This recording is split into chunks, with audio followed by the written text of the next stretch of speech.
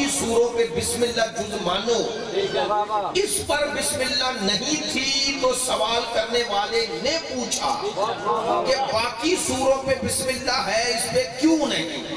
تو کیوں کا سوال یہ ثابت کر رہا ہے کہ ہر سورے کا بسم اللہ اس کا جز ہے، اس کا حصہ ہے۔ توجہ رہے، اب بسم اللہ جز ہے، اس کا ایک بات کی اور وضاحت کر دوں، چونکہ مجھ سے یہ بات اسلام آباد میں نے یہی عرض کی تو کسی دوست نے پوچھی تو ممکن آپ کے ذہنوں میں بھی یہ سوال آئے کہ وہ کہنے لگے کہ قبلہ میں نے قرآن مجید میں دیکھا ہے کہ جو سورہ ہے اس کی پہلی آیت کے آگے ایک لکھا ہے، ایسے ہی ہے نا؟ اور آپ بھی جا کر دیکھ لیجئے گا الحمدللہ رب العالمین کے آگے ایک ہے، وہ کہتے ہیں، آپ کہتے ہیں بسم اللہ آیت ہے، تو یہ ایک تو الحمدللہ رب العالمین کے آگے لکھا ہوا ہے۔ کہنا کیا چاہتا ہوں، یعنی جب کوئی سورہ بھی نازل ہوا تو اللہ نے پہلی آیت کا حصہ بسم اللہ کو بنایا۔ آپ نے توجہ فرمائی ہے، اسی لیے مذہب اہل بیت میں اگر کوئی بندہ الحمد پڑھے اور بسم اللہ کے بغیر پڑھے تو اس نے پہلی آیت ہی ادھوری پڑھی ہے۔ میری بات پر توجہ ہوئی ہے، پہلی آیت ہی ناقص پڑھی ہے۔ اس لیے ہمارے عقیدے میں نماز میں بسم اللہ پڑھنا ضروری ہے، کیونکہ کامل سورہ ہوگا ہی تب جب بسم اللہ کے ساتھ پڑھا جائے۔ توجہ ہے میری بات؟ اب سوال کرنے والے نے سوال کیا کہ بسم اللہ کیوں نہیں سورہ توبہ پر؟ بے توجہ، مولا کائنات نے فرمایا لِأَنَّهَا أَمَانٌ وَبَرَاءَةٌ نَزَلَتْ بِالسَّيْفِ۔ اب میں یہ جملہ کہتا ہوں، میں نے 3 دفعہ سورہ توبہ کا نام سورہ توبہ ہی ذکر کیا، جبکہ اہل علم دوست جانتے ہیں سورہ توبہ کا دوسرا نام بھی ہے اور وہ ہے سورہ براءت۔ سورہ توبہ کا دوسرا نام سورہ براءت ہے، اور براءت ہونے کا معنی یہ ہے کہ اس کی پہلی آیت کا آغاز ہی براءت سے ہو رہا ہے۔ چلے جو دوست متوجہ ہو گئے ان کا شکر گزار ہوں، جو متوجہ نہ ہوئے ان کے لیے وضاحت عرض کر دیتا ہوں۔ میں نے 3 دفعہ لفظ براءت براءت کہا، براءت سے بھی تبرہ ہے۔ آپ نے توجہ فرمائی ہے، اللہ نے قرآن مجید میں پورے سورے کا نام ہی سورہ براءت یعنی تبرہ رکھا ہے۔ تو ایک بات تو ثابت ہو گئی کہ تبرہ گالی نہیں، تبرہ گالی نہیں ہے۔ اگر نعوذ باللہ تبرہ گالی ہے تو اللہ نے قرآن کی سورت کا نام براءت کیوں رکھا ہے؟ اور آپ جا کے پڑھئے گا سورہ توبہ کا آغاز ہی اس آیت سے ہو رہا ہے، براءۃ من اللہ ورسولہ۔ اللہ اور اللہ کا رسول براءت کرتے ہیں، تبرہ کرتے ہیں۔ کن سے؟ ان مشرکین سے جو بت پرست ہیں۔ اس کا معنی ہے کہ اللہ اپنے دشمنوں پہ تبرہ کرتا ہے، صرف اللہ نہیں کرتا، اللہ کا رسول بھی کرتا ہے۔ تو اللہ نے یہ ذکر کیوں کیا؟ کہا میں بھی کرتا ہوں، میرا رسول بھی تبرہ کر رہا ہے خدا اور مصطفیٰ کے دشمنوں سے۔ تو کہوں جملہ اس کا معنی کہ اللہ اور اللہ کے دشمنوں سے تبرہ کرنا سنت خدا بھی ہے، سنت مصطفیٰ بھی ہے۔ میری بات میں توجہ ہو گئی؟ نہیں، میں یہیں پر یہ بات فرملا کہوں تاکہ میرے شیعہ سنی بھائی دونوں توجہ فرمائیں۔ میں منبر سے یہ بات کہتا ہوں، خدا کی قسم تبرہ براءت گالی نہیں۔ اب آپ سے بھی کہہ رہا ہوں، اگر کوئی یہ سوچے کہ وہ نعوذ باللہ کوئی گالی دے کر کوئی مغلظات بک کے کوئی ایسے غیر اخلاقی جملے کہہ کے کسی کو بھی اگر وہ سمجھتا ہے کہ یہ تبرہ کر رہا ہوں تو غلط ہے۔ تبرہ اور ہے، گالی۔ پڑھے لکھے دوست ہیں، میں کئی سالوں سے آ رہا ہوں، اس لیے مجھے کوئی وہ پریشانی نہیں ہوتی، اس لیے یہ باتیں کر رہا ہوں۔ عزیزان محترم، گالی فعل حرام ہے، اسلام میں گالی دینا حرام ہے، حرام۔ لو جملہ بڑا سخت اب کہنے لگا ہوں، گالی فرعون کو بھی نہیں دی جا سکتی، یزید کو بھی نہیں، اس لیے کہ وہ نعوذ باللہ کو اچھے ہیں، ना वो अच्छे नहीं, गाली बुरी आदत है, गाली बुरा फेल है। जुमला नहीं पहुंचा, आप क्यों इस तरह परेशान हो गए? मैं जुमला दोहरा रहा हूं। गाली देना खुद फेले हराम है, गाली हराम है तो बर्रा वाजिब है। आपने तवज्जो फरमाई मेरी बात पे, मैं फिर जुमला दोहरा रहा हूं, या गाली हराम है, तबर्रा वाजिब है। मोमिन गालियां नहीं देता, तबर्रा करता है। तबर्रा क्या है? तबर्रा है बरात। बरात का माना करूं बेजारी, बेजारी का और माना करूं दूर हो जाना, यानी किसी से इसलिए दूर हो जाना कि उससे खुदा दूर है, इसी का नाम तबर्रा है। मेरी बात में तवज्जो फरमाना ताकि आप तक आज का पैगाम पहुंचे। लो हम मिंबर से कह रहे हैं, हम हर आले मोहम्मद के दुश्मन से दूर हैं, इसलिए दूर हैं कि उनसे खुदा दूर है। तवज्जो है मेरी बात? मौला कायनात ने फरमाया कि इसलिए, बड़ी खूबसूरत बात है, जाहिर है हमारे इमाम की बात। मौला कायनात ने फरमाया इसलिए सूरह तौबा पर, बरात पर बिस्मिल्लाह नहीं। तवज्जो, पढ़े लिखे दोस्तों के लिए बहुत बड़ा जुमला होगा। मौला ने फरमाया इसलिए सूरह बरात पर तबर्रा, ये बरात पे बिस्मिल्लाह नहीं, फरमाया बिस्मिल्लाह है अल्लाह से रहमत मांगना। फरमाया रहमत है कुर्ब, जबकि बरात है दूरी। हाय हाय।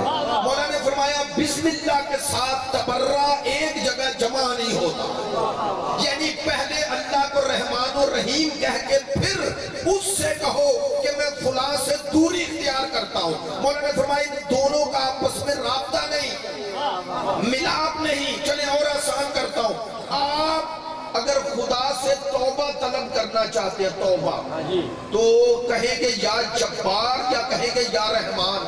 या रहमान। माशाल्लाह। क्यों? क्योंकि तौबा के मुनासिब उसकी सिफत रहमान है। ऐसा ही है। मौला ने फरमाया अल्लाह की जिस सिफत से उसे पुकारा जाता है उसके मुनासिब ही अल्लाह ने लफ्ज नाजिल किया है। अल्लाह ने इस सूरे पे बिस्मिल्लाह इसलिए नाजिल नहीं किया कि अल्लाह चाहता है तुम उसके दुश्मनों से दूरी इख्तियार करो। फरमाया ये बिस्मिल्लाह के साथ इसका मिलाप नहीं होता। आसान लफ्जों में कहूं, ये दोनों जम नहीं होते। कहना क्या चाहता हूं, इसका नतीजा ये दे रहा हूं। इसका माना है कि बिस्मिल्लाह है रहमत, तबर्रा है लाना, तबर्रा दूरी है, रहमत कुर्ब है। हम यही कहते हैं जिन पर अल्लाह तबर्रा करे वो रहमतुल्लाह नहीं होता। मैंने बात कह दी है, जिन से अल्लाह तबर्रा करे वो रहमतुल्लाह नहीं होते। और सुनो, मिंबर से कह रहा हूं, जिम्मेदारी से कह रहा हूं, जिन से अल्लाह तबर्रा करे, अगर कोई इधर उसे रहमतुल्लाह कहे भी तो जितनी दफा रहमतुल्लाह कहता है अल्लाह उतनी दफा इस पर लानतुल्लाह कहता है। मेरी बात पर तवज्जो हो गई है? बहुत शुक्रिया। मेरी बात पर तवज्जो हो गई है? मुझे आपकी मोहब्बत चाहिए, आपकी दुआ चाहिए। तवज्जो है मेरी बात में? नहीं, मैं आसान जुमला कौन बरकरार करूं? शिया सुन्नी दोनों के लिए ये जुमला तो कोई अजियत और तकलीफ का बायस हो गई नहीं। भाई यजीद अल्लाह की नजर में लानतुल्लाह है। जो यजीद को जितनी दफा रहमतुल्लाह कहता है उतनी दफा खुद लानतुल्लाह बन जाता है। मेरी बात में तवज्जो है? हाँ, इस सूरे की शनाख्त का एक तरीका कि इस पर बिस्मिल्लाह नहीं है। तो अब मैं इसी ज़िमन में एक बात तो कहूँगा। एक अहले सुन्नत पीर हैं, उन्होंने बड़ी खूबसूरत बात कही है और बात बड़ी पाए की है। वो कहते हैं कि इस्लाम में बिस्मिल्लाह की इतनी ताकीद, तलकीन और तालीम दी गई कि हत्ता आप मुबाह काम भी कर रहे हैं तो हुक्म आया कि बरकत के लिए बिस्मिल्लाह पढ़ लो। ऐसे है ना, तो खाना खाने लगे, खाना मुबाह फेल है ना, तो अगर बिस्मिल्लाह पढ़ो तो बाइस से बरकत है या नहीं? है ना। कोई नेक काम करने लगे हैं आगाज तो बिस्मिल्लाह पढ़े, ऐसा ही है ना। وہ کہتے ہیں کہ قرآن مجید کے ہر سورے پہ بسم اللہ سوائے سورہ برات کے. توجہ, ایک جملہ کہوں, جنہوں نے توجہ فرمائی ان کے لیے شاید دلیل ہو, چونکہ عام فہم اس طرح ممبر سے بیان نہیں ہوتا, اس لیے میں عرض کر رہا ہوں معذرت کے ساتھ یہ جملہ کہا, جسارت نہیں. یہ جو بسم اللہ ہے ہمارے عقیدے میں ہر سورے کا جز ہے. میں کہنا کیا چاہتا ہوں, دوسرے لوگوں کے نزدیک بسم اللہ جز نہیں لکھی گئی. تو ہاتھ جوڑ کے کہہ رہا ہوں, تحریف قرآن کے قائل وہ نہیں جو 113 مرتبہ جز مان رہے ہیں. تحریف قرآن کے وہ قائل ہیں جو 113 مرتبہ زیادہ مان رہے ہیں. میں نے جملہ کہہ دیا ہے, جن دوستوں تک پہنچ گیا وہ اس دلیل کو لے جائیں گا. جو 113 مرتبہ مان رہے ہیں کہ تھا نہیں لکھا گیا, تو جو اضافہ کرو وہ بھی تحریف ہے. قرآن سے کچھ نکالنا بھی تحریف ہے, اور اپنی مرضی سے کوئی آیت ڈال دینا یہ بھی تحریف ہے. تو وہ جواب دیں کہ 113 مرتبہ زیادہ کیوں مان رہے ہیں. ہمارے عقیدے میں تو یہ 113 مرتبہ نازل ہوا. اچھا, ان کا جملہ یہ ہے کہ ہر جگہ تو بسم اللہ لکھتے بھی ہو پڑھتے بھی ہو, اور جب کوئی سوال کرتا ہے تو کہتے ہیں اس لیے کہ یہ برکت کا سبب ہے. وہ کہتے ہیں ہر جگہ بسم اللہ برکت کا سبب ہے, تو نماز میں کیوں چھوڑ دیتے ہیں؟ بھائی تبرکن ہی پڑھ لیں. نہیں, اب سنیں, منبر سے کہہ رہا ہوں اور پوری ذمہ داری سے کہہ رہا ہوں, مکتب اہل بیت میں بسم اللہ نماز میں پڑھنی چاہیے, لیکن صرف آپ اس میں تنہا نہیں. امام شافعی بھی کہتے ہیں بسم اللہ پڑھو. سنیے, امام شافعی کی فقہ پر عمل کرنے والے بڑے بڑے محدثین, بڑے بڑے علماء ہوئے, انہی میں ایک عالم ہے علامہ فخر الدین رازی. میں صرف اشارہ کرنا چاہتا ہوں, موضوع میرا یہ ایک الگ ہے. علامہ فخر الدین رازی نے اپنی تفسیر کی پہلی جلد میں ظاہر ہے جب بسم اللہ کی بحث کی تو وہ لکھتے ہیں کہ نماز میں بسم اللہ پڑھنی چاہیے. میں جملہ کہہ رہا ہوں, وہ فرماتے ہیں نماز میں بسم اللہ پڑھنی چاہیے. کیوں؟ وہ کہتے ہیں اس لیے کہ مولا علی پڑھتے ہیں. تفسیر کبیر میں فرماتے ہیں, وہ فرماتے ہیں بسم اللہ مولا علی پڑھتے تھے. اب خود دلیل دیتے ہیں ماشاءاللہ.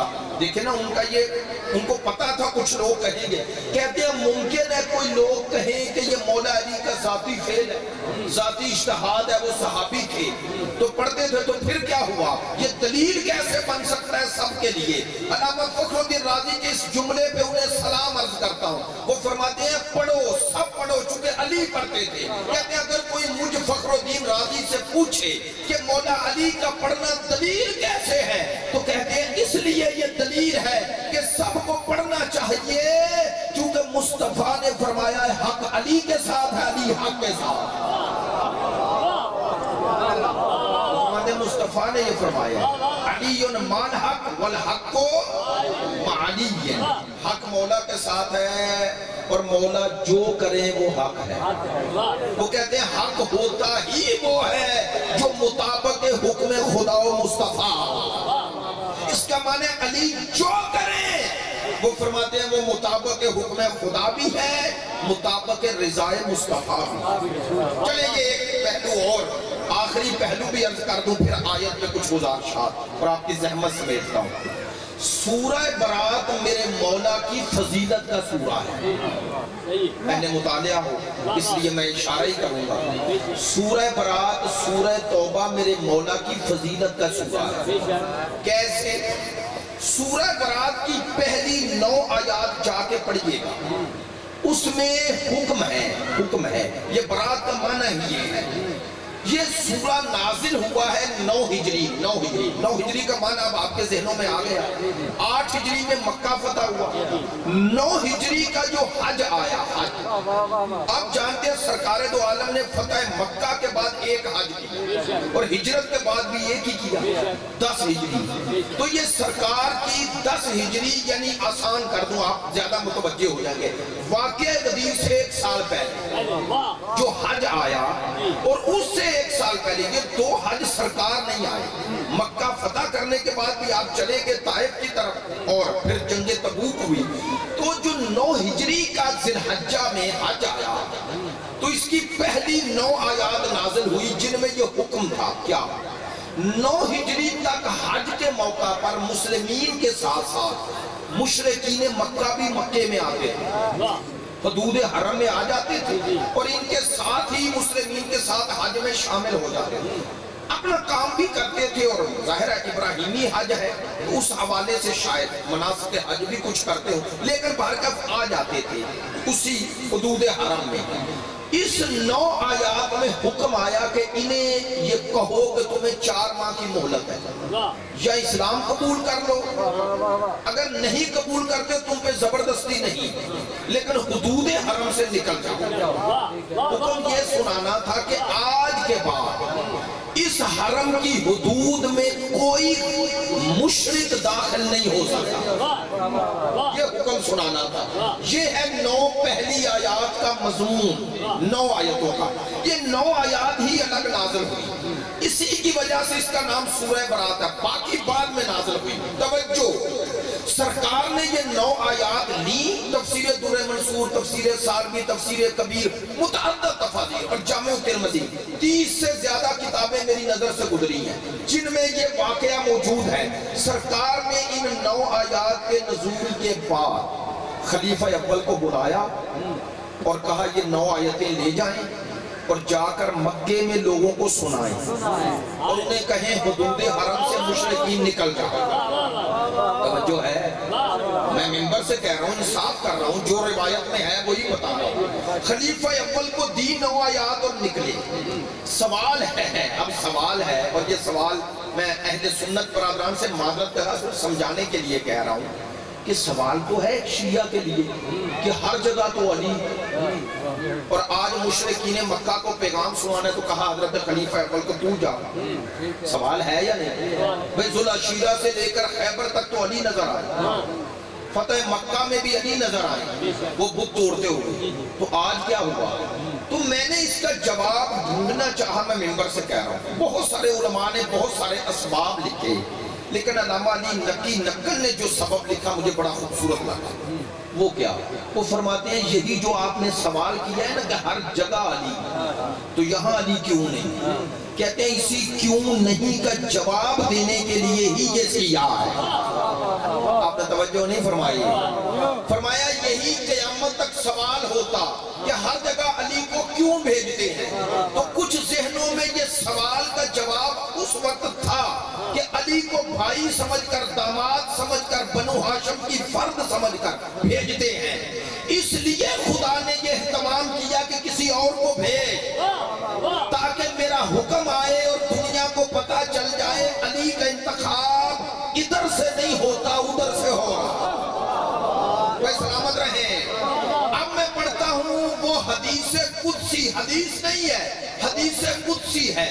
ادھر خلیفہ اول 9 آیات لے کے چلے، مدینے سے باہر کہتے ایک مقام پہ پہنچے تھے، ادھر جبرائیل کا نزول ہوا۔ سرکار دو عالم کو آتے ہی جبریل امین نے خدا کا حکم سنایا۔ کیا حکم تھا؟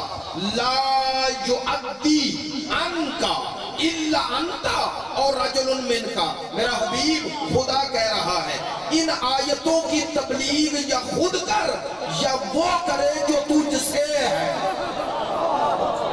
سلامت رہیں۔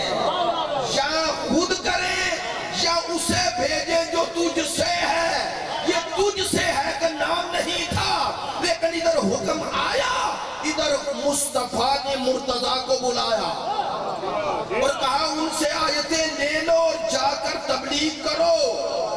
دیکھیں ہمارا کوئی اور مطالبہ نہیں، پورا قرآن نہیں تھا، آدھا قرآن نہیں تھا، 7 پارے بھی نہیں تھے، ایک پورا پارا نہیں تھا، 9 آیتیں تھی، اور خدا نے کہا یا خود جا یا اسے بھیج جو تجھ جیسا ہے۔ تو جب کوئی 9 آیتوں کی تبلیغ مصطفیٰ اور مرتضیٰ کے بغیر نہیں کر سکتا تو مصطفیٰ کے بعد پورے دین کا وارث مرتضیٰ کے علاوہ کون بن سکتا ہے؟ ہمارا تو یہی مطالبہ ہے، ہماری ادنا سی یہی گزارش ہے کہ مصطفیٰ نے مرتضیٰ کو بھیجا۔ بھائی میں وضاحت نہیں کروں گا، اور نہ ہی ایسا موقع محل ہے، لیکن ایک جملہ ضرور کہوں گا، شاید خدا کی نظر میں عزت اور توقیر اسلام اتنی بلند تھی، کہا یا خود جا یا اسے بھیج جو تجھ جیسا ہے۔ کیوں کہا یا خود یا اپنے جیسا؟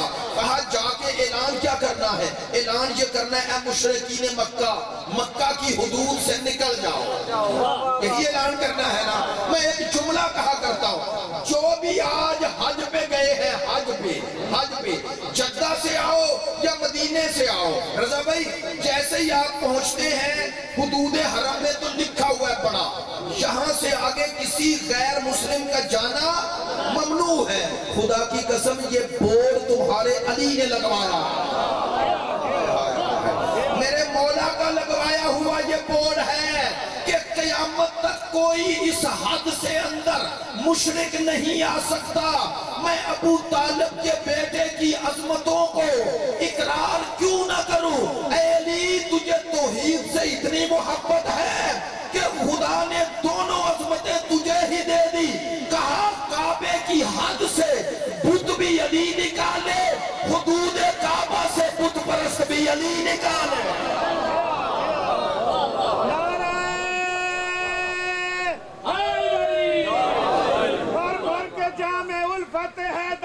کرو بھر بھر کے جام الفت حیدر پیا کرو، مشکل پڑے تو نام علی کا لیا کرو، گر جاتے ہو خلد میں تجھے اونچا ملے مقام تو مولا کے دشمنوں پہ تبرہ کیا کرو۔ توجہ ہے میری بات پہ؟ علی دے فضال چھپا میں نہ پیا، علی دے فضال چھپا میں نہ پیا، اے لعنت ہے لعنت کچا میں نہ پیا، یہ چادر ہے یہ چادر تلے 5 تن ہیں، زبردستی کہاں پورلا میں نہ پیا۔ جو ہے میری بات پہ میں چاہتا تھا یہ تھوڑا سا آپ کو سورہ برات اور اس کے حوالے سے یہ گزارشات ہو گئی کہ سورہ برات میں یہ مولا کائنات کی فضیلت کا پہلو ہے، اس کی پہلی 9 آیات کی تبلیغ مولا کائنات نے جا کر کی ہے کعبے میں، اور اعلان کیا اے مشرکو اس حدود حرم سے نکل جاؤ۔ اب مجھے مولانا عادل حسن زیدی صاحب کی کتاب میں ایک جملہ پڑھا ہے، اب ان کی اپنی لطافت تھی، وہ کہتے ہیں شاید ایک مقصد یہی تھا مولا علی کو بھیجنے کا کہ یا رسول جائیں یا علی جائیں۔ کہتے ہیں جا کے کرنا کیا تھا؟ کہنا تھا بت پرستو یہاں سے نکل جاؤ، بات آپ تک پہنچ گئی۔ وہ فرماتے ہیں کہنا یہ تھا بت پرستو نکل جاؤ، کہا یہ اس لیے کہا مصطفیٰ یا خود جا یا علی کو بھیج، کیوں؟ کہا سامنے والا کہیں تانا ہی نہ دے دے، کسی ایسے کو نہ بھیج جو کہے کل تک تو ایک جیسے تھے، کہا ایسے کو بھیج جس کی نہ اصل میں بت پرستی ہو نہ نسل میں ہو۔ میری بات میں توجہ ہے، توجہ ہے۔ چلے آئیں اب اس آیت کے حوالے سے چند گزارشات، گفتگو 35 منٹ ہو گئی تو انشاءاللہ گفتگو سمیٹنے کی کوشش کرتے ہیں تاکہ آپ تک بات پہنچی ہے جس رخ سے یا ایوہ الذین آمنوا اتقوا اللہ وکونوا مع الصادقین۔ تمام مسلمان بھائی دوست احباب سب سے مؤدبانہ گزارش ہے، سورہ برات کی آیہ نمبر 119 یا سورہ توبہ کی خداوند متعال مخاطب کر رہا ہے، یا ایوہ الذین آمنوا اے ایمان والو، اے اہل ایمان۔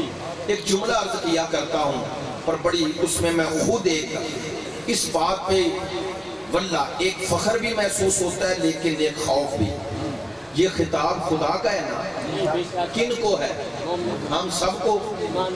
اللہ نے کیا اعزاز دیا ہے یا سوچتے رہنا، وہ کہہ رہے اے ایمان والو، اے ایمان والو سوچو تو صحیح بندے کا خدا کی نظر میں کیا مقام ہے۔ اے ایمان والو، سخاوت کسی کو کہے مومنین تو کہنے والا میں ہوں، لیکن اگر کہنے والی ذات وہ ہو، سوچو کیسا بننا چاہیے، اس کو اپنے بندوں پہ کتنا ناز ہے، کتنی عزت ہے انسانوں کی اس کی نظر میں، کتنی توقیر ہے، کتنا وقار ہے۔ توجہ ایسی باتوں کو لے لیا کریں، اگرچہ گفتگو کے دوران ہوتی ہیں، ان میں فضائل تو نہیں ہوتے لیکن پیغام ہوتا ہے۔ اللہ نے انسان کو اشرف المخلوقات، خلیفۃ اللہ کہا۔ اللہ نے کہا کہ مجھے تجھ پہ فخر ہے، فَتَبَارَكَ الَّذِي أَحْسَنُ الْخَالِقِينَ۔ وہ خدا کہہ رہے اے ایمان والو، کتنے القاب دے رہا ہے، کتنے القاب دے رہا ہے خدا مجھے اور آپ کو۔ اے ایمان والو کیا کرو، توجہ ہے، اے ایمان والو کیا کرو، دو کام کرو۔ میں نہیں کہہ رہا، خدا کہہ رہا۔ اگر اہل ایمان بننا ہے، اگر دائرہ ایمان میں آنا ہے، جملہ بدل دوں، اگر وہ بننا چاہتے ہو جو میں خدا چاہتا ہوں تو کیا کرو؟ خدا کہتے ہیں دو کام کرو۔ پہلا، اتقوا اللہ، تقوی اختیار کرو۔ توجہ ہے میری بات کی؟ تقوی اختیار کرو، تقوی۔ میں نے تقوی کا معنی تقوی سے کیا، میری بات کا توجہ فرمانا، میں نے جان بوجھ کے یہ معنی کیا۔ تقوی اختیار کرو، میں نے، مجھے یاد آ رہا ہے ابھی، میں نے یہیں پر ہی پوری ایک گفتگو کی تھی لیکن اب اس کو دہراتا بھی نہیں، اشارہ کرتا ہوں۔ تقوی اختیار کرو، میں تقوی کا معنی یہ تردید نہیں کرتا لیکن اس میں تقوی کی عظمت نہیں۔ کیا؟ جو آپ جا کے ترجمہ پڑھ لیں اس میں لکھا ہوگا ایمان والو اللہ سے ڈرو۔ میں کہتا ہوں یہ ڈرنا ہے ٹھیک مسلمانہ، لیکن اس کی وضاحت ہونی چاہیے کہ اللہ سے ڈرنے کا معنی کیا ہے۔ دیکھیں، آپ ہر شے سے یا بعض چیزوں سے جب ڈرتے ہیں تو آپ کے دل میں اس کی نسبت ایک خطرہ ہوتا ہے نقصان کا۔ مثلا آپ سب بیٹھے ہوئے ہیں، ہم دیہات ہیں، ہماری زندگی ہے اسی طرح۔ اگر آپ کسی دیہات، کسی کھیت میں ہیں اور سانپ نکلا، انسان ڈرے گا یا نہیں؟ یار سانپ سے بڑے بڑے ڈر جاتے ہیں، شاید ایسی ہے۔ تو انسان سانپ سے کیوں ڈر رہا ہے؟ نقصان کا خطرہ ہے نا۔ میری بات پر توجہ ہے، انسان کو نقصان کا خطرہ ہے نا تبھی ڈر رہا ہے۔ اچھا آپ جا رہے ہیں رات کے اندھیرے میں، خدا نہ کرے اور کوئی بندہ کلاشنکوف لے کے آ جائے تو ڈر جاتا ہے انسان۔ میں کہنا کیا چاہتا ہوں، آپ نے توجہ فرمائی، معذرت چاہتا ہوں، توجہ فرمائیں گے انشاءاللہ۔ سب دوستوں کا شکر گزار ہوں کہ آپ کے چہروں سے مجھے جو توجہ ملی ہے اس میں کہنا کیا چاہتا ہوں، اب آپ ڈر تو رہے ہیں اس سے لیکن ڈرنے کے پیچھے ایک سبب ہے کہ خطرہ ہے نقصان کا۔ خدا سے ڈرنے کا اگر یہ معنی ہو جائے تو یہ اس کی عظمت تھوڑی ہے۔ بہت شکریہ، جزاک اللہ، سلامت رہیں۔ اگر خدا سے ڈرنے کا یہ معنی ہو کہ اس سے نقصان کا خطرہ ہے تو وہ رحمان و رحیم کیسا ہے؟ وہ تو کہتے ہیں 70 ماؤں کی محبت کو جمع کرو جہاں اس کا نقطہ اختتام ہوتا ہے میرا نقطہ آغاز ہوتا۔ ایسا ہے نا، جو 70 ماہ، ایک ماہ کی محبت نہیں آپ درک کر سکتے، ایک ماہ کی محبت۔ وہ کہتے ہیں اسی ماہ کی محبت کو 70 گنا جمع کرو، میں اس سے زیادہ محبت کرتا ہوں۔ میں ایک جملہ کہا کرتا ہوں، جلدی میں کہہ رہا ہوں، وضاحت کی کا وقت نہیں۔ یہ جو بچہ دنیا میں آتا ہے نا، دنیا، یہ ماں باپ کی اولاد بعد میں بنتا ہے، اس کی مخلوق پہلے ہے۔ ایسا ہے یا نہیں ہے نا؟ کہنا کیا چاہتا ہوں، عجیب ہے جن کی اولاد بنا، اگر ان کی محبت اتنی ہے تو جس کی مخلوق ہے، بھئی اگر اولاد جس کی بنا وہ کتنی قربانی دیتے ہیں، کتنی قربانی۔ باپ خود مصیبتوں میں رہ کر بھی اولاد کو سہولتوں میں رکھ کے خوش ہوتا ہے۔ اللہ اتنا عظیم ہے یہ باپ کو اللہ نے، خدا نے اس باپ کے دل میں خدا جانے کیا پیدا کر دیا کہ صبح سے لے کر رات تک محنت کرتا ہے، گھر آتا ہے، اولاد کو دیکھتا ہے، اولاد کی خوشحالی پر خوش ہوتا ہے نا۔ ماں اس کی محبت وہ باپ سے بھی آتی ہے، ایسے ہی ہے نا۔ دیکھیں اس کی مخلوق بنا، اس کی اولاد بعد میں بنا۔ بہت پیارا جملہ کہنے لگا، دنیا میں بچہ آتا ہے نا تو میں نے عرض کیا تھا نا، یہ سارے اعضاء لے کے آتا ہے لیکن اسے کام کوئی نہیں لیتا۔ ایک دن کا بچہ ہاتھ سے کوئی شے پکڑ سکتا ہے، آنکھ سے دور تک دیکھ سکتا ہے، زبان سے بول سکتا ہے، کانوں سے تیز آواز سن سکتا ہے؟ نہیں نا۔ تو اللہ کی مخلوق ہے، کیسے اس نے زندہ رکھا؟ اس ماں کے پاس اس کی زندگی کا ذریعہ رکھ دیا۔ بات پہنچ گئی ہے نا؟ اس ماں کے پاس اس کی زندگی کا ذریعہ رکھا، لیکن جو اس کی مخلوق تھی اسے زندہ کیسے رکھنا ہے؟ خدایا تو نے ماں کے پاس اس کی زندگی کا ذریعہ تو رکھ دیا، لیکن یہ بچہ ماں سے مانگے کیسے؟ اللہ نے کہا میں نے فطرت میں ایک زبان رکھ دی، وہ کیا؟ کہا رو۔ یہ روئے گا اور ماں اسے زندگی دے دے گی۔ یار میں نے اسلام آباد یہ جملہ کہا، ایک اہل سنت پروفیسر تھے، کہنے لگے قبلہ اس سے آگے کیا جملہ ہے؟ معذرت چاہ تو میں نے کہا بچہ رویا اور ماں متوجہ ہوگی اور زندگی دے دی۔ تو اللہ نے بتایا رونے سے زندگی ملتی ہے، تو اس کی فطرت میں رونا رکھا، فطرت میں گریہ رکھا، لیکن ایک جملہ اس سے بھی بڑا، ماں کے دل میں ممتا، اور ممتا کا نام میں رکھتا ہوں رحمت۔ ادھر بچہ رویا اور ماں کی ممتا متوجہ ہو گئی، تو اللہ نے بتایا میری رحمت کو جب بھی اپنی طرف متوجہ کرنا ہو تو رو لے۔ اس گریے کو عام شے نہ سمجھنا، تیرا تنہائی میں رونا ہی میری رحمت کو تیری طرف متوجہ کرنے کا سبب بنتا۔ رونا بزدلی تھوڑا ہی ہے، رونا تو اللہ کے اور اتنا پسند ہے کہ یہ نرم دلی کی علامت ہے، علامت ہے، یہ انسان کے انسان ہونے کی دلیل ہے۔ توجہ فرمائیں گے، لیکن جو کہنا چاہ رہا ہوں وہ بات یہ ہے کہ یہ مخلوق خدا بنا، اس ماں باپ کی اولاد بعد میں بنا، تو جو اتنی محبت کرتا ہے کہ آنے سے پہلے سارا اہتمام کر دیا یا نہیں؟ یہ دنیا میں جو کچھ بھی لے بھی، آج باتیں ایسی ہو رہی ہیں اور آپ متوجہ ہیں، انسان اس دنیا میں آیا، جو کچھ بھی اسے زندہ رہنے کے لیے چاہیے اللہ نے وہ پہلے خلق کیا۔ ہم میں کچھ لوگ کہتے ہیں اس نے ہمیں دیا کیا ہے کہ ہم اس کی عبادت کریں۔ آئے ہائے، میرا چوتھا امام فرماتے ہیں خدایا میں تیرا شکر اور تیری عبادت اس لیے نہیں کرتا کہ تجھ سے کچھ مانگوں۔ بہت بڑا جملہ ہے میرے چوتھے امام کا۔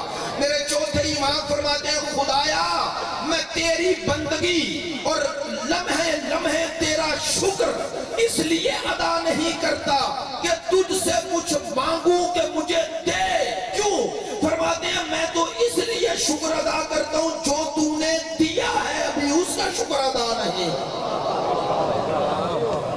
وہ ہے شکر ادا۔ اللہ کی سب سے بڑی نعمت یہ زندگی ہے یا نہیں؟ پڑھے لکھے دوستو، معذرت چاہتا ہوں یہ جملہ کہے بغیر آگے نہیں بڑھتا۔ انسان کو کوٹھی، کار، بنگلے، عہدے، منصب، خوشحالی، یہ سب کچھ کب تک چاہیے؟ جب تک زندہ ہے یا نہیں؟ زندہ کو یہ چیزیں چاہیے یا مردہ کو؟ زندہ کو۔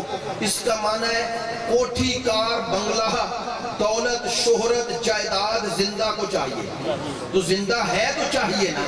لو یہی جملہ ہے اور آپ نے توجہ فرمائی ہے۔ اس کا معنی ہے ہر شے بعد میں ہے، زندگی پہلے ہے۔ تو سوچتے رہنا جس نے زندگی دی ہے اس کا شکر ادا کیسے کرو؟ آپ سمجھتے ہیں روٹی، پانی، اس چیزوں پہ شکر ادا کریں، میں یہ نہیں کہہ رہا، لیکن کیا کہہ رہا ہوں، اگر وہ یہ زندگی کے وسائل نہ بھی دے تو خود زندگی اتنی بڑی نعمت ہے جس کا حق ادا نہیں۔ بہت شکریہ، جس کا حق ادا نہیں ہو سکتا۔ یا ایھا الذین آمنوا اتقوا اللہ، بس میں بات کو پھیلاتا نہیں ہوں اور آپ کو تھکاؤں گا بھی نہیں، جلدی جلدی بات سمیٹتا ہوں۔ ایمان والو تقوی اختیار کرو۔ اب تقوی کا معنی کیا کرو؟ اللہ سے ڈرو نہیں، اب معنی کرتا ہوں۔ تقوی کا معنی ہے اپنے آپ کو بچانا، لغوی اعتبار سے وقا یقی کا معنی ہے بچانا۔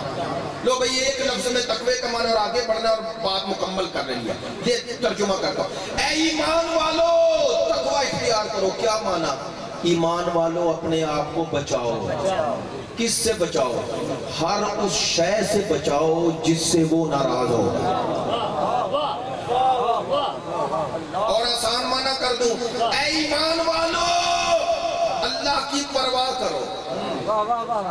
میں نے بات کہہ دی ہے، اللہ کی پرواہ کرو. تقوی کا معنی خدا کی پرواہ کرنا. یار میری طرف دیکھیں، خدا کی پرواہ کرنا. اور آسان کرتا ہوں، اے ایمان والو اسے ناراض کرنے سے ڈرو جس نے 14 دیے. اے ایمان والو اسے ناراض کرنے سے ڈرو جس نے. تو بس تقوی کا معنی اپنے آپ کو بچانا. میں اسی لیے کہا کرتا ہوں جس کے اندر یہ جذبہ پیدا ہو جائے، کیا سننا یہ جذبہ پیدا ہو جائے کہ وہ کوئی غلط کام کرنے لگے اور وہ غلط کام سے اس لیے رک جائے تو خدا کو پسند نہیں. میں نے بات کہہ دی ہے، وہ ناراض ہو جائے گا. جس بندے کو گناہ یہ جذبہ روک لے کہ وہ ناراض ہو جائے گا، وہ متقی ہے. وہ متقی ہے جسے گناہ سے اس لیے بچ جائے کہ وہ دیکھ رہا ہے. حضرت یوسف علیہ السلام جب زلیخا وہ اندر گئے نا 7 دروازوں سے گزر کے، سننا یار، تو زلیخا وہ قرآن میں واقعہ ہے. اب قرآن میں نہ ہوتا تو ہم اس طرح نہ پڑھتے. تو حضرت یوسف نے زلیخا کو اس کام سے روکنے کے لیے، منصرف کرنے کے لیے کیا خوبصورت بات کہی. کہتے ہیں یوں حضرت یوسف نے دیکھا بلا تشبیہ، کہنے لگے زلیخا یہ بت کیا ہے؟ یہ زلیخا نے کہا میرا خدا ہے. کہنے لگے تیرا خدا دیکھ رہا ہے. یہ دیکھ سامنے تیرا خدا دیکھ رہا ہے. تو زلیخا نے کیا کیا سنے، اپنی چادر جو ادھر پڑی تھی اٹھائی اور اوپر ڈال دی. چادر ڈالی، توجہ. اور حضرت یوسف سے مخاطب ہو کے زلیخا نے کہا یوسف دیکھ میں نے چادر میں چھپا دیا. سنے گا جواب؟ یوسف نے کہا تیرے اور میرے میں یہی فرق ہے، تیرا چھپ گیا میرا چھپتا نہیں. تیرا چھپ گیا میرا چھپتا نہیں ہے، نہ میں اس سے چھپتا ہوں. یہ جذبہ اگر پیدا ہو جائے کہ وہ ہر وقت دیکھ رہا. بس آخری جملہ تقوی کے معنی کا کر رہا ہوں. ماشاءاللہ آپ نے توجہ فرمائی. میں سب دوستوں احباب کا تقوی کا معنی جو معصوم نے کیا اس سے بڑا معنی کون کرے. اور ایک معنی میں سمندر کوزے میں بند کر دیا. معصوم سے پوچھا گیا کہ متقی کون ہے؟ فرمایا جس کی تنہائی پاک. میں نے بات کہہ دی ہے. فرمایا جس کی تنہائی پاک ہو وہ متقی ہے. کیا مراد؟ اکیلے ہو نا، اکیلے. آج برائی کا ایک ذریعہ یہ ہے یا نہیں؟ اگر ہاتھ انگلی جانے لگی وہ سامنے دیکھا، اچھا یہ کیا آ گیا، یہ آیا. اگر دل میں خیال آیا کہ میرا خدا اور میرا امام اسے پسند نہیں کرتے اور آپ نے انگلی آگے کر دی تو متقی بن گئے. میری بات متوجہ ہو گئی ہے. اگر یہ جذبہ پیدا ہو گیا وہ دیکھ رہا ہے اور ہر حال میں دیکھ رہا ہے، مجھ سے زیادہ مجھے دیکھ رہا ہے. اے ایمان والو اتقوا اللہ، اللہ کی پرواہ کرو. وَكُونُوا مَعَ الصَّادِقِينَ. بس بھئی آخری مرحلہ، اور اس پر پوری ایک گفتگو چاہیے یا کم از کم 2 سے 3 تقاریر.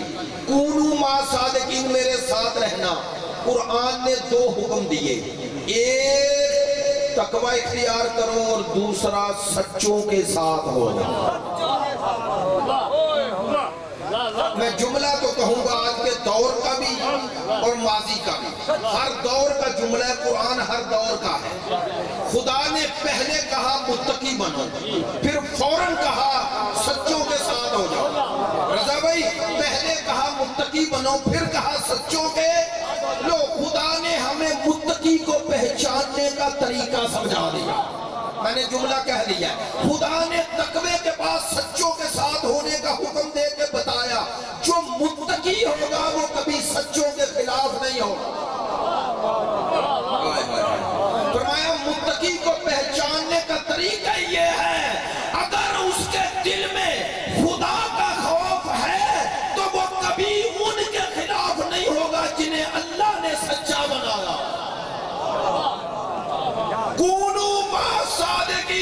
جلدی بات کر رہا ہوں. خدا نے فرمایا سچوں کے ساتھ ہو جاؤ. ساتھ سچے بنانے نہیں, سچوں کے ساتھ ہونا ہے. اچھا قرآن نے یہ بھی نہیں فرمایا کونوا مع صادق, سچے کے ساتھ ہو جاؤ.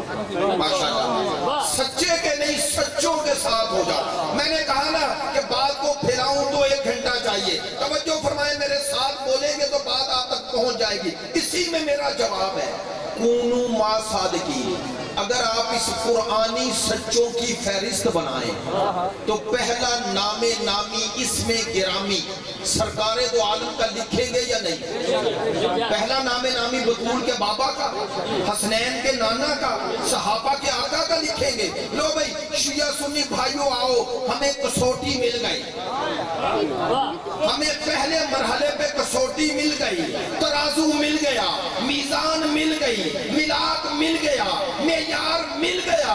اگر ان سچوں میں جن کے ساتھ ہونا ہے ان میں پہلی ذات ذات مصطفیٰ ہے تو ساری امت سے کہتا ہوں باقی بھی مصطفیٰ جیسے لاؤ. توجہ ہے میری بات پہ؟ کونوا مع صادقین. اب میں ایک جملے پہ جو میرے سامنے آ رہا ہے میں تیزی سے گزر رہا ہوں چونکہ میرے بعد آگے سہیب صاحب بھی. کونوا ہو جاؤ, مع صادق, میم عین ہے, ساتھ ہو جاؤ. یہ میم عین کا معنی یہ کرنا پڑے گا تاکہ بات پہنچے. میم عین معیت, مصاحبت نہیں کہا, معیت کہا. سچوں کی مصاحبت میں نہیں جانا, ساتھ ہونا ہے. میرا وہ جملہ تو یاد ہوگا, معذرت چاہتا ہوں دہرا رہا ہوں تکرار پر. میں اکثر کہا کرتا ہوں اس مجمع کی اکثریت جنہیں میری بات سمجھ میں آ رہی ہے وہ میرے ساتھ ہے یا نہیں؟ جنہیں میری بات سمجھ میں آ رہی ہے وہ میرے ساتھ ہے, اور جنہیں سمجھ میں نہیں آ رہی وہ پاس ہے, وہ ساتھ نہیں ہے. لو ہم بھی یہی کہتے ہیں اگر ان سچوں میں پہلی ذات مصطفیٰ ہے تو کچھ مصطفیٰ کے ساتھ تھے, کچھ پاس ہے. بات پہنچ گئی ہے. کچھ سرکار کے پاس تھے, کچھ ساتھ تھے. اور ساتھ اور پاس والوں میں فرق کب پتا چلتا ہے؟ جب رہبر پہ مشکل آ جائے. میں نے بات کہہ دی ہے, میں نے کوئی سیاسی بات نہیں کی, قرآنی بات کی ہے.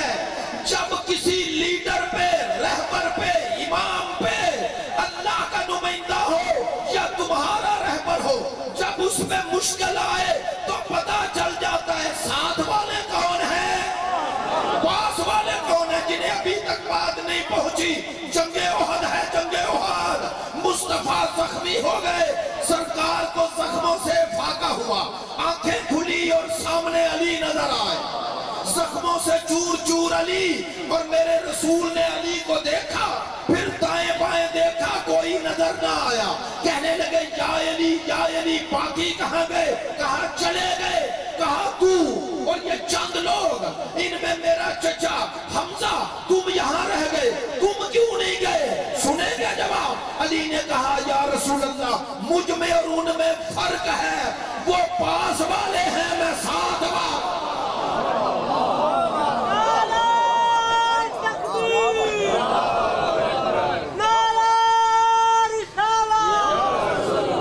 سلامت رہے.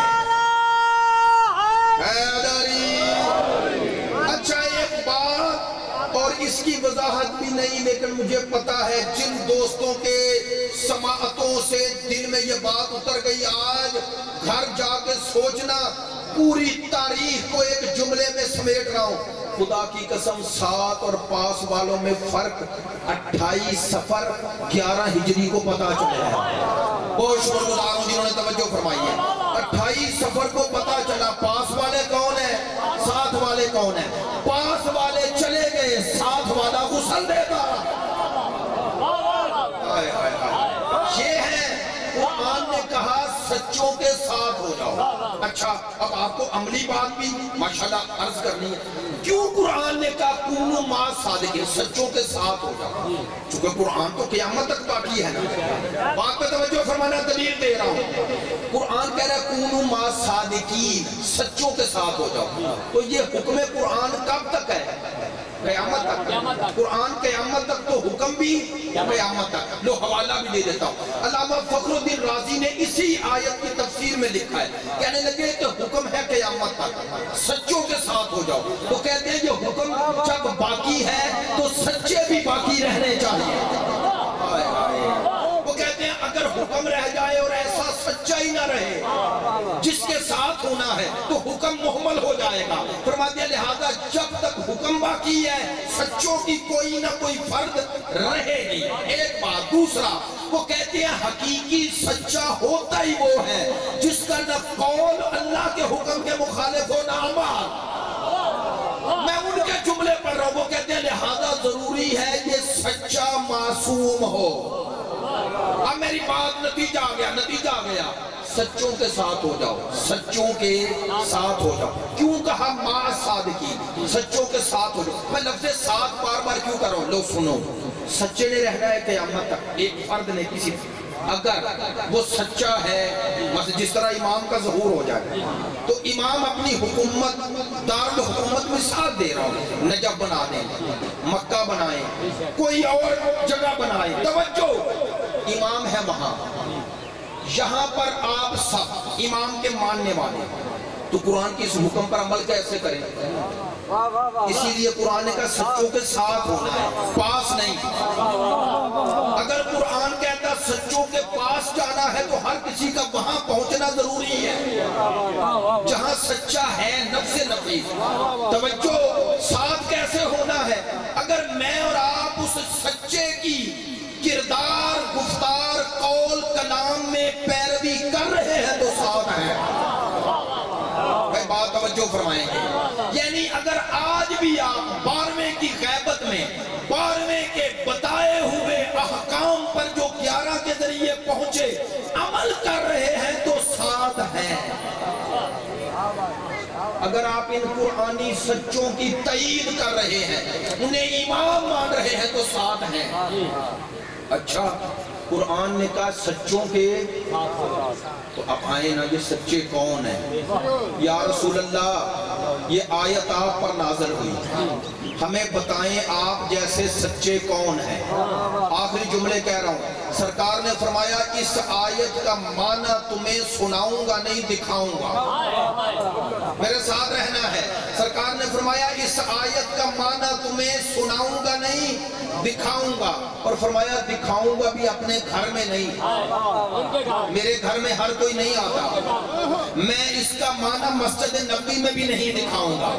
میں ان سچوں کو مدینے کی گلیوں میں بھی نہیں دکھاؤں گا. میں میدان میں لے جاؤں گا، میدان میں لے جاؤں گا. جنہیں نہیں توجہ ہوئی میں پڑھ دوں آیت. فَمَنْ حَاجَّكَ فِيهِ مِنْ بَعْدِ مَا جَاءَكَ مِنَ الْعِلْمِ فَقُلْ تَعَالُوا نَدْعُ أَبْنَاءَنَا وَأَبْنَاءَكُمْ وَنِسَاءَنَا وَنِسَاءَكُمْ وَأَنفُسَنَا وَأَنفُسَكُمْ ثُمَّ نَبْتَهِلْ فَنَجْعَلْ لَعْنَةَ اللَّهِ عَلَى الْكَاذِبِينَ. خدا نے کہا میرا حبیب 3 دن نجران کے عیسائیوں سے تو مناظرہ کرتا رہا، مباحثہ کرتا رہا، مجادلہ کرتا رہا، انہیں آیتیں پڑھ پڑھ کے سناتا رہا کہ عیسیٰ اللہ کا بیٹا نہیں، اللہ کا عبد اور اللہ کا نبی ہے. میرا حبیب یہ نجران کے عیسائی نہیں مانے. میرا حبیب اب انہیں آیتیں پڑھ کے نہ سنا، اب انہیں آیتیں زندہ دکھا. کیا کر میرا حبیب؟ لے جا. کنہیں لے جا؟ جو تجھ جیسے سچے ہیں انہیں میدان میں لے جا کر قیامت تک مسئلہ حل کر دے کہ گھر میں سچے بننے والے اور ہیں، میدان کے سچے. یہ میدان کے سچے ہیں، یہ میدان کے سچے ہیں، یہ میدان کے سچے ہیں. میرا جملہ یاد ہے. 2 چیزیں ہوتی ہیں، ایک ہوتی ہے جنس، ایک ہوتا ہے ترازو. جنس کو توڑتے ہو، ترازو کو نہیں. یہ شیعت کا پیغام دے رہا ہوں شیعہ سنی بھائی دونوں کو. اسی آیت کے ضمن میں ایک جنس ہوتی ہے، ایک ترازو. جنس کو توڑتے ہو، ترازو کو نہیں. ترازو پر توڑتے ہو. ایسا ہی ہے نا. لو، ہم پنجتن کو کیا مانتے ہیں؟ یہ ہے ہمارا ایمان. ہم ان پنجتن کو جنس نہیں مانتے، ترازو مانتے ہیں. بات میں نے کہہ دی. ہم پنجتن کو نہیں تولتے، سب کو پنجتن سے توڑتے.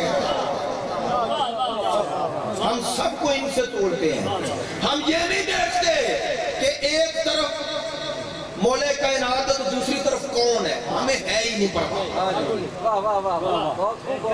سچوں کے ساتھ ہو جاؤ, سچوں کے ساتھ ہو جاؤ. ایک ہوتی ہے سچائی, ایک ہوتا ہے سچوں کے ساتھ ہونا. میں یہ نہیں کہتا کہ صرف معصومین کے ساتھ ہونا ہے, نہیں, ہر دور کی سچائی کے ساتھ کھڑے ہو. نہیں توجہ, بات سخت ہے. ہر دور کی سچائی کے ساتھ کھڑے ہو جاؤ. جملہ سخت کہنے لگا. ہر دور کی سچائی کے ساتھ کھڑا ہونا حسینیت ہے, اور ہر دور کے جھوٹ اور ظلم کے ساتھ کھڑا ہونا یزیدیت ہے. کوئی نہ دیکھو یہ سچ بولنے والا کون ہے. ممبر سے کہہ سچائی, ایک دفعہ سچائی, ایک دفعہ سچا. جو بات قرآن نے معیار دیے ہے سچائی کے اور سچے کے, ان کے خلاف نہ جانا.